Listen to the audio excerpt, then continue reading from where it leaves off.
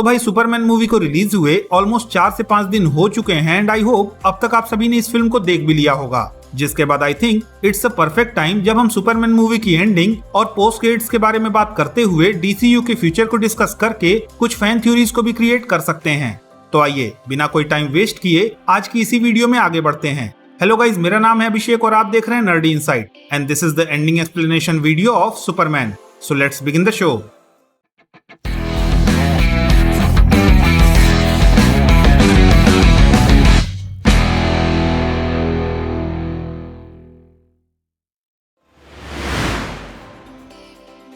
अब भाई सबसे पहले तो ये मूवी हमें सुपरमैन की स्टोरी दिखाने के साथ साथ पूरे डीसीयू को भी टीज करने का काम करती है, जहाँ पे हमें पीसमेकर के सीजन 2 को टीज करने के साथ साथ सुपरगर्ल के कैमियो के थ्रू काफी सटल वे में सुपरगर्ल की अपकमिंग मूवी को भी टीज किया गया है। साथ ही भाई जहाँ जस्टिस गैंग के लीडर ग्रीन लैंटर्न के आने वाले शो के बारे में हमें ऑलरेडी पता है, वहीं रिसेंटली एक प्रेस टूर के दौरान खुद जेम्स गन ने जस्टिस गैंग के अदर मेंबर्स मिस्टर टेरिफिक और हॉक गर्ल के स्पिन ऑफ शोज के कंसिडरेशन में होने की बात को एक्सेप्ट किया था। इनफैक्ट भाई रूमर्स तो ये भी हैं कि जेम्स गन जिमी ओल्सन के भी एक स्पिन ऑफ शो के रिगार्डिंग डिस्कशन कर रहे हैं। साथ ही भाई इस फिल्म में बैटमैन का नाम लिए बिना भी इंटरडायमेंशनल रिफ्ट के गॉथम तक पहुंचने की बात को बताकर फिल्म ने एक तरह से बैटमैन के अराइवल को भी टीज किया है, जिसके बारे में हम इस वीडियो में आगे बात करेंगे।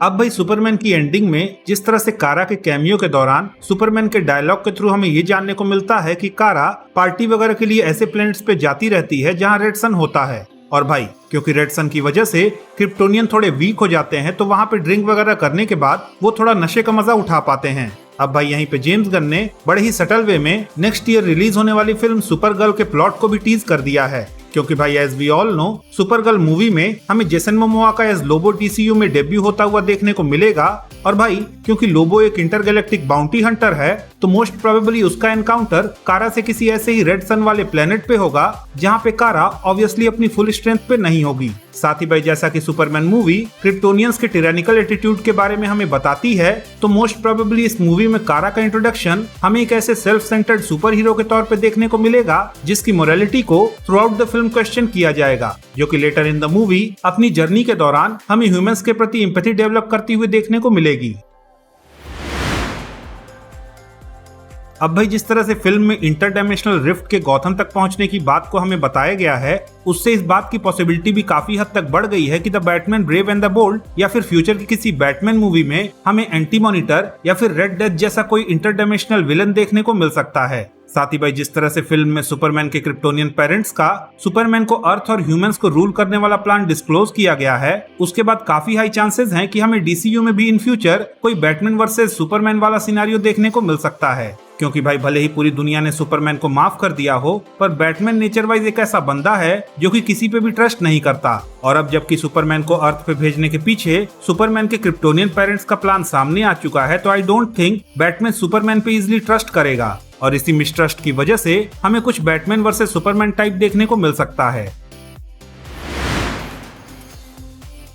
अब भाई एट लास्ट अगर लेक्स लूथर की बात करें तो फिल्म के एंड में ऑब्वियसली वो जेल तो भेजा जा चुका है, पर उसकी हेट्रेड टुवर्ड्स सुपरमैन और भी कहीं ज्यादा बढ़ चुकी होगी, क्योंकि भाई जिस तरह से सुपरमैन ने अपनी इंटेलिजेंस का यूज करके पहले इंजीनियर को नॉकआउट किया एंड देन अल्ट्रामैन को इंटरडायमेंशनल रिफ्ट के ब्लैक होल में फेंक कर एक तरह से at least for the time being उसे खत्म कर दिया, उसकी वजह से लेक्स लूथर जो कि खुद को सबसे ज्यादा इंटेलिजेंट पर्सन समझता है, उसका ईगो फॉर श्योर हर्ट हो चुका होगा। And now when he returns हमें लेक्स का और भी इंटेलिजेंट, इविल और मैच्योर अवतार देखने को मिलेगा, जो कि कॉमिक बुक्स में ऑलरेडी वो है। साथ ही भाई इंजीनियर जो कि नॉकआउट हो चुकी थी, मोस्ट प्रोबेबली उसका रिटर्न हमें द अथॉरिटी मूवी में देखने को मिलेगा। हालांकि भाई ये अथॉरिटी मूवी हमें डीसीयू में कब देखने को मिलेगी, वेल इस रिगार्डिंग डीसीयू में भी काफी कंफ्यूजन है। साथ ही भाई क्योंकि हमें अल्ट्रामैन की डेथ देखने को नहीं मिली, तो उसके रिगार्डिंग भी काफी हाई चांसेस हैं कि वो भी इस यूनिवर्स में हमें बिजारो के रूप में रिटर्न करता हुआ देखने को मिल सकता है, जो कि कॉमिक बुक्स में एक मिरर डायमेंशन से आने वाला सुपरमैन का एक इम्परफेक्ट क्लोन है।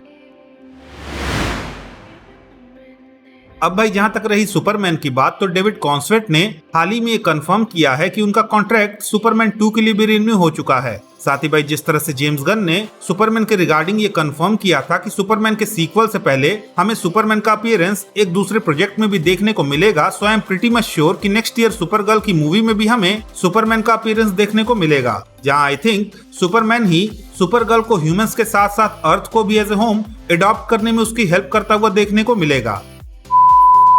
तो गाइस दैट्स इट, ये था मेरा सुपरमैन मूवी की एंडिंग पे बेस्ड डीसीयू के फ्यूचर का एक एनालिसिस। अगर आपको ये एनालिसिस वीडियो पसंद आया तो प्लीज इस वीडियो को लाइक कीजिए, शेयर कीजिए, और हाँ, अगर आपके कुछ सजेशंस हैं तो please don't forget to comment, और जाते जाते प्लीज इस चैनल को सब्सक्राइब करना भी ना भूलें। तो मिलता हूँ मैं आपसे अगली वीडियो में, तब तक के लिए have fun and enjoy the day.